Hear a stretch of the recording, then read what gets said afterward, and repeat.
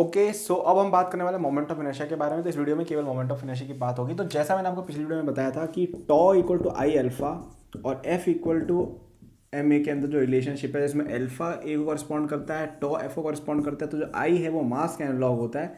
तो अपन देखते हैं कि कैसे इस मोमेंट ऑफ इनर्शिया को निकाला जाता है ना। तो देखो यार, मैं तुम्हें बताता हूँ मोमेंट ऑफ इनर्शिया क्या होता है। तो इसकी डेफिनेशन होती है, ठीक है। तो देखो एक बात मैं बताता हूँ, मोमेंट ऑफ इनर्शिया रोटेशन में आता है। अब रोटेशन कभी होगी तो उसका कोई एक्सेस होगा, ठीक है।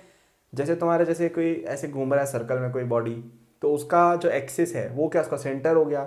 अब जैसे कोई रॉड है, ठीक है, वो ऐसे ऐसे घूम रही है, उसका एक्सिस क्या होगा, ये जो घूम रही है, ठीक है। तो एक्सिस क्या होता है कि अगर तुम्हारी कोई बॉडी रोटेट कर रही है ना, तो वो लाइन जिसके अबाउट उसका रोटेशन हो रहा हो वो होती है उसका एक्सिस, ठीक है।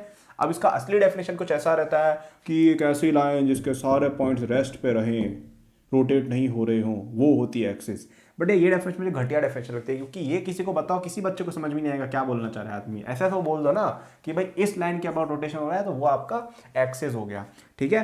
तो अब देखो, जैसे तुम ये मानो कि तुम्हारी जो बॉडी है, ठीक है, अब मोमेंट ऑफ इनर्शिया निकालते कैसे हैं, ठीक है। तो तुम्हारी बॉडी में अगर बहुत सारे पॉइंट्स है जैसे, ठीक है, और एक एक्सिस है, ठीक है। ये पॉइंट है m1, ये एक्सिस से r1 रेडियस पे स्थित है, ठीक है। ये r2 रेडियस पे स्थित है, m2 इसका मास है, और सो ऑन, ठीक है। तो I कितना होगा, m1 r1 square plus m2 r2 square and so on, ठीक है। Summation of mi ri square जिसको लिख सकते हैं हम, बट वो सब समेशन हो गया, बच्चे कंफ्यूज हो जाते तो मैं ऐसे लिख देता हूँ एंड सो ऑन करके, ठीक है। तो जैसे एक बात बताओ, अब देखो, अब जैसे तुम्हें कहा तो जैसे ये एक्सिस है, इसके अराउंड एक पार्टिकल है m मास का, ठीक है, ये रेडियस r पे है, और ये एक और मास है 2m का, ये रेडियस है आपके r/2 पे। तो बोलेंगे कि इसका मोमेंट ऑफ इनर्शिया बताओ। तो वैसे अगर आप ध्यान से ऑब्जर्व करो ना, तो ये जो पॉइंट है इनका सेंटर ऑफ मास है, तुम कैलकुलेट करके देख सकते हो, ठीक है। तो सेंटर ऑफ मास के अबाउट कैलकुलेट करने को कई बार क्वेश्चन आ जाते हैं। तो क्या करो, दोनों पॉइंट से सेंटर ऑफ मास निकालो, ठीक है, उसके अलॉन्ग एक एक्सिस पास कर दो, फिर क्या करो कि एम आर स्क्वायर इसका लिखो, तो ये क्या होगा m into R square plus 2m into r/2 square, summation कर दो 3mr²/2 आंसर आ जाएगा तुम्हारा, ठीक है। तो ये सब चीज़ें हम कर सकते हैं, ठीक है, कोई खतरनाक चीज़ नहीं है, फॉर्मूला लगाना आना चाहिए और थोड़ा सोचना है कि भाई एक्सिस से कितने रेडियस पे स्थित है। तो ये फॉर्मूला पता होना चाहिए। फॉर्मूला तो क्या है, डेफिनेशन ही है ये मोमेंट ऑफ इनर्शिया की। तो ये हो गया आपका मोमेंट ऑफ इनर्शिया, ओके। अब ये हर जगह आ जाता है, जैसे आपको मैंने बताया था कि tau equal to I alpha में तो आता ही है, L equal to I into omega में आ जाता है। एक और होती है काइनेटिक एनर्जी ऑफ रोटेशन, उसको हम क्या लिखते हैं, half I into omega square, ठीक है। जैसे तुम ये दोनों पार्टिकल्स देखो ना, ये दोनों रोटेट हो रहे हैं ना इसके अराउंड, ठीक है। तो हम इसकी अगर काइनेटिक एनर्जी रोटेशन की लिखें तो उसमें क्या करेंगे, इनका आई डाल देंगे, फिर जो ओमेगा है वो डाल के काइनेटिक एनर्जी आ जाएगी सिस्टम की। अब अगर तुम इसको हाफ एम वी स्क्वायर वाले फॉर्मूला से भी करोगे ना, इसका वी निकालोगे, इसका वी निकालोगे, तो चेक करोगे तो यही वैल्यू आती है, ओके। क्योंकि वहाँ पे जब आप देखो, वहाँ पे अगर आप ऐसा करो ना कि इसकी काइनेटिक एनर्जी आप नॉर्मल वाली निकालो कि इधर जा रहा है, ये इधर जा रहा है, वैसे ये फॉर्मूला उसी से डराइव हुआ है, तो आना तो सेम ही चाहिए, सिंपल सी बात है। बट अगर आप हाफ m1 v1 स्क्वायर करोगे और या हाफ m2 v2 स्क्वायर करोगे और यहाँ पे simple half I omega square कर दोगे ना, सेम ही आंसर आएगा, ठीक है। देख लेना, करना जरूर, इससे तुम्हारा कहीं ना कहीं चेकिंग होगी कि तुम्हें समझ में आया है या नहीं आया है, ओके। तो ये तो हो गया अभी मोमेंट ऑफ इनर्शिया क्या होता है और कैसे निकालना है, ठीक है। तो अब अपन कुछ इंपॉर्टेंट ऑब्जेक्ट्स का देख लेते हैं। जैसे अगर तुम्हें एक रॉड दे रखी है, यूनिफॉर्म डिस्ट्रीब्यूशन है मास का, तो इसका जो सेंटर है उसके परपेंडिकुलर बाइसेक्टर, ठीक है, उसके अबाउट इसका मोमेंट ऑफ इनर्शिया होता है ml²/12, समझ रहे हो। जैसे ये तुम्हारा स्केच पेन है, इसको मान लो यूनिफॉर्म रॉड है, अगर मैं इसके अराउंड ऐसे ऐसे रोटेट करूँ ना, समझ रहे हो, ऐसे ऐसे ऐसे ऐसे, तो रोटेशन किस एक्सिस के अबाउट हो रहा है, परपेंडिकुलर बाइसेक्टर के अलाउंग, ठीक है। तो इसके अलाउंग जो इसका होता है मोमेंट ऑफ इनर्शिया होता है ml²/12, जहाँ पे l इसकी लेंथ है, ठीक है। एक होती है आपकी हॉलो रिंग, ठीक है, रिंग है ये, ठीक है, अंगूठी इसके परपेंडिकुलर, ठीक है। जैसे रिंग, चलो रिंग तो यहाँ पे कोई है नहीं अपने पास, तो जैसे तुम कोई अंगूठी लो, ठीक है, उसका जो सेंटर है ना उसके परपेंडिकुलर एक चीज़ डाल दो इसकी प्लेन के अकॉर्डिंग, समझ रहे हो कि इसका एक्सिस ऐसे है, तो ये रिंग ऐसे ऐसे ऐसे घूम रही है, समझ रहे हो ना क्या कह रहा हूँ मैं। जैसे डॉक्टर स्ट्रेंज का तुमने देखा होगा ना, वो ऐसे फेंकता है तो करता है, क्या करता है, वो ऐसे ऐसे करता है ना डॉक्टर स्ट्रेंज, तो ऐसा खुलता है सामने पोर्टल, तो वो रिंग है। तो जो डॉक्टर स्ट्रेंज का हाथ है वो उसका एक्सिस हो गया, ठीक है, ऐसे ऐसे रोटेशन हो रही है, ठीक है, ऐसे ऐसे। तो इस एक्सिस के अबाउट जो इसका होता है ना, ठीक है। तो अब अगर ऐसे ऐसे रोटेशन हो रही है तो सिंपल सी बात है कि एक्सिस ये होगा, ठीक है, इस लाइन के अबाउट घूम रहा है ना, ऐसे गोल गोल गोल गोल, सोच के देखो, सोच के देखो, डॉक्टर स्ट्रेंज की तरह देखो, डॉक्टर स्ट्रेंज ऐसे ऐसे करता है तो उसका हाथ फिक्स है और बन रहा है सर्कल ऐसे, ठीक है। तो आप ऐसे समझ सकते हैं एक्सिस ऐसे होगी, ठीक है। तो इस एक्सिस के अबाउट इसका क्या होगा, अब देखो ध्यान से तुम दिमाग लगा कर सोचो कि इसका हर पार्टिकल r डिस्टेंस पे तो अगर ये सब तुम मान लो कि बहुत सारे पार्टिकल है, M1 M2 से लेके बहुत सारे, तो क्या होगा M1r² plus M2r² and so on, ठीक है। तो r² तुम्हारा कॉमन आ जाएगा, तो M1 plus M2 and so on. तो M1 प्लस M2 क्या है, रिंग का मास, तो mr² इसका हो जाएगा मोमेंट ऑफ इनर्शिया, ठीक है। समझे क्या क्या मैंने यहाँ पे, मैंने क्या किया, मैंने ये बोला भाई कि तुम्हारे सारे पार्टिकल्स जो है ना, छोटे छोटे छोटे छोटे जो भी तुम मानो, ये मैंने बताया ना छोटे छोटे पार्टिकल से बनी होती है आपकी बॉडी, तो यहाँ पे तुम जितने भी छोटे छोटे पार्टिकल्स लोगे सबके सब r डिस्टेंस पे, क्योंकि अंगूठी है ना, रेडियस सेम होता है, सर्कल है ये तो अपन ने r² कॉमन ले लिया और M1 plus M2 and so on bracket में आ गया, तो वो क्या हो गया, रिंग का मास, तो mr²।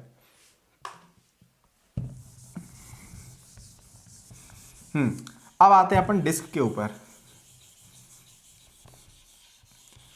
अगर तुम्हें डिस्क दे रखी है, डिस्क मतलब सिक्का, ठीक है, ढक्कन, जैसे ये देखो मेरे कैमरा का ढक्कन है, अगर तुम इस कैमरा के ढक्कन को देखोगे तो ये जो डिस्क है, ठीक है, ये डिस्क है, देखो पतली सी डिस्क है ये, तो इसका ये वाला जो एक्सिस है ना, इसको देखो, अगर ये ऐसे ऐसे रोटेट होगी, समझ रहे हो, ऐसे देखो, हाँ, अगर ये ऐसे ऐसे रोटेट हो रही ना इसके अलॉन्ग, तो एक्सिस कौन सी होगी, ये वाली, ठीक है, जो अंदर ऐसे आपकी तरफ जा रही है।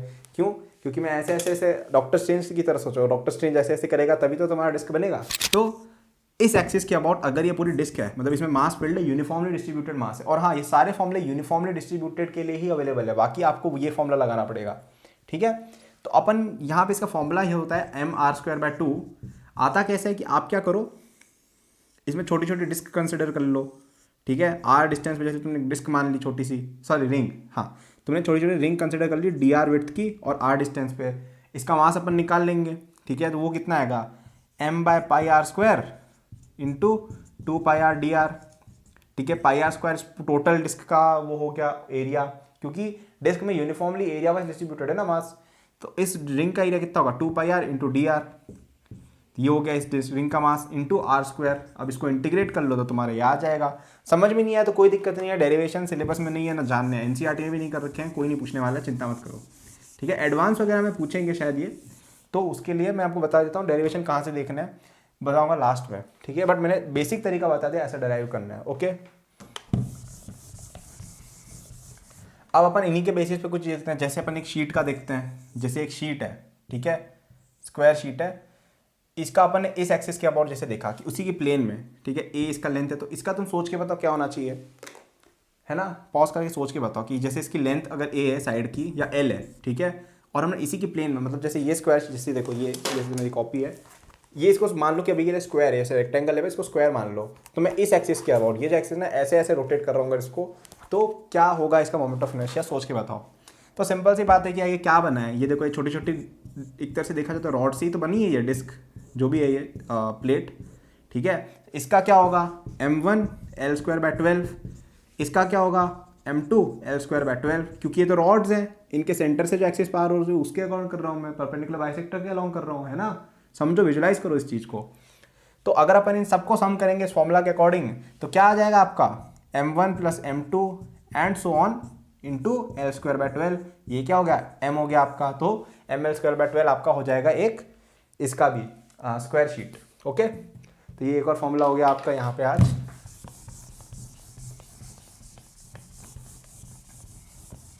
कुछ और भी होते हैं फॉर्मूले, ठीक है, जैसे देखते हैं अपन।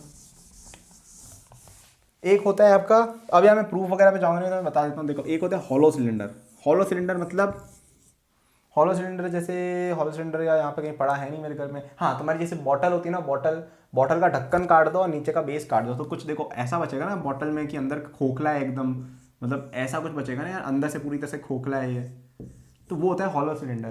तो अगर इसका मास m है, रेडियस r है, तो इसका क्या हो जाएगा mr² कुछ भी नहीं, mr², ठीक है। अब ये तुम सोचो, तो ये एक तरह से छोटे छोटे रिंग्स का ही तो गठरी बनी हुई है, छोटी छोटी रिंग्स ले लेकर उनको अटैच करो, सिलेंडर बन जाएगा ना। अब उसका क्या होता है m1r², m2r², m3r², सबको ऐड करोगे तो m1 m2 m3 ब्रैकेट में आएगा, वो हो जाएगा m, तो mr² हो जाता है आपका सिलेंडर का, हॉलो सिलेंडर का। अगर यही सिलेंडर में तुम कुछ भर दो और यूनिफॉर्म सॉलिड सिलेंडर है, ठीक है, यूनिफॉर्म सॉलिड सिलेंडर जैसे पेन है, ठीक है, हम पहले मैंने इसको रॉड माना था, लेकिन अब इसको पेन को सिलेंडर मान लो तुम, ठीक है। अगर जैसे ये पेन है, ठीक है, तो ये पेन जो है ये सिलेंडर है एक तरह से, तो इस एक्सिस, हाँ, और यहाँ पे रोटेशन इस एक्सिस के अलाउंग हो रहा है, ठीक है, ये जो एक्सिस है इसके अलाउंग हो रहा है रोटेशन, ये मत भूल जाना गलती से भी, ठीक है। तो इस एक्सिस के अलाउंग अगर रोटेशन हो रहा है मतलब ये पेन ऐसे ऐसे घूम रहा है, पहले मैं ऐसे ऐसे घुमा रहा था इसको, ठीक है। अब ये ऐसे ऐसे ऐसे ऐसे घूम रहा है, ठीक है। तो अब सॉलिड सिलेंडर है तो उसके केस में हो जाएगा mr² 2, और ये भी तुम डेराइव कर सकते हो कैसे, ये डिस्क पड़ी हुई है तो इसका क्या होगा m1r²/2, इस नीचे वाले डिस्क का क्या होगा m2r²/2, उसके नीचे वाले डिस्क का क्या होगा। तो जैसे बेसिकली तुम सिक्के का एक गठरा बना दो, सिक्के स्टैक करते जाओ तो एक स्टैक बन जाएगा ना, और सिलेंडर जैसा दिखेगा। तो वो सबका जो है moment of inertia mr²/2 mr²/2 mr²/2 है, सबका सम करोगे तो mr²/2 आ जाएगा तुम्हारा सिलेंडर का, ठीक है। अब हम और चीजें देखते हैं, ठीक है। अब जैसे तुमने एक हॉलोस्फेयर लिया, हॉलोस्फेयर मतलब शेल, ठीक है। जैसे गोल्फ बॉल हो गई, गोल्फ बॉल नहीं, पिंग पोंग बॉल हो गई, या तुम एक और काम कर सकते हो, अंडा ले लो, अंडे को स्फेरिकल बना दो, स्फेरिकल अंडा अगर तुम्हारे पास है तो उसका अंदर का यॉक निकाल दो, ठीक है। तो बेसिकली शेल, ठीक है, जिसके अंदर कुछ नहीं, बस ये हल्का सा शेल है, स्फेरिकल।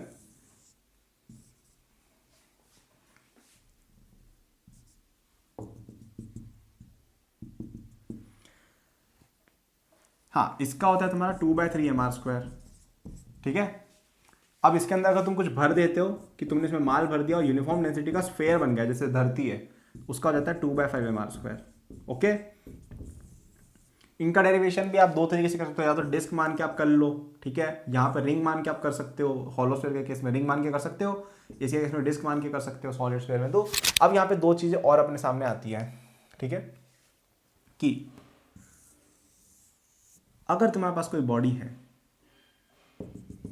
जिसके सेंटर ऑफ मास का अलोंग एक कोई एक्सिस जा रही है, सेंटर ऑफ मास के परपेंडिकुलर, ठीक है, जैसे ये तुम्हारी डिस्क हो गई, या परपेंडिकुलर की ऐसे की जरूरत नहीं है, बट अगर तुम्हारे सेंटर ऑफ मास से पास होते हुए कोई एक्सिस है, ओके, बॉडी की, और उसका तुम्हारा आई है IC, और हमें इस एक्सिस के पैरेलल एक और एक्सिस की यहाँ पे हमें कैलकुलेशन करनी है मोमेंट ऑफ इनर्शिया की, जिसको हम कह देते हैं I एक्सिस, और इन दोनों के बीच में डिस्टेंस है d, ठीक है, पैरेलल एक्सिस है दोनों, ठीक है। तो ID का वैल्यू हो जाता है IC plus md², m is the mass of the body, ठीक है। याद रखना है, काम आता है, बहुत क्वेश्चन बनते हैं इस पे, ठीक है। इसको कहते हैं अपन law of perpendicular, sorry law of parallel axis, ठीक है।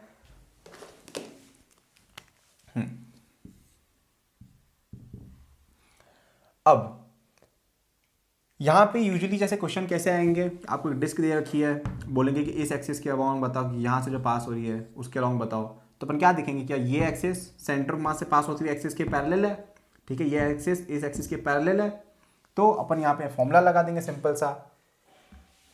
तो क्या हो जाएगा आपका, ID कितना था mr²/2, ये डिस्क थी, ठीक है, तो ID = mr²/2 plus m into, अब ये डिस्टेंस कितना है आपका r है, तो r², खत्म, आंसर आ गया, ठीक है। तो दो कंडीशन याद रखनी है, पहली बात सेंटर ऑफ मास से पास होती हुई एक्सिस ही यहाँ पे यूज होगी, ऐसा नहीं कि तुम्हें यहाँ का पता है फिर तुम यहाँ का इसके बेस पे निकालो, नहीं, वो गलत हो जाएगा, ठीक है।